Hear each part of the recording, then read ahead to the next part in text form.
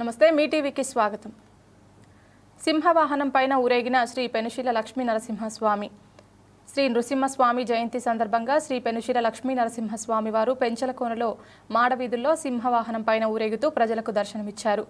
వేల కొలది విచ్చేసిన భక్తులు పెంచలో నరసింహాని గట్టిగా అరుస్తూ ప్రణమిల్లారు. కొందరు మహిళలు ఆవేశంగా ఊగడం, స్వామి స్వామి అనడం కనిపించింది.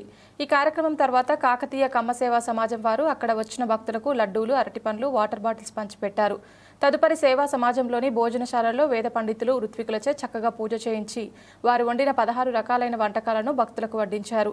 ఈ సేవా సమాజంలో జరిగే అన్నప్రసాదానికి సామాన్య భక్తులతో పాటు ప్రత్యేకంగా ఇక్కడ పనిచేసే ఉద్యోగస్తులు, పోలీసు వారు, రాష్ట్ర రోడ్డు రవాణా ఉద్యోగులు పాల్గొనడం విశేషం. అన్నమయ్య, కడప, చిత్తూరు, తిరుపతి, ఉమ్మడి నెల్లూరు జిల్లా, ప్రకాశం జిల్లాల నుంచి ఎక్కువ మంది రావడంతో పాటు హైదరాబాద్, మద్రాస్, బెంగళూరు లాంటి ప్రాంతాలలో సెటిల్ అయిన వాళ్ళు కూడా ఈ బ్రహ్మోత్సవాలకు ఇక్కడికి విచ్చేశారు.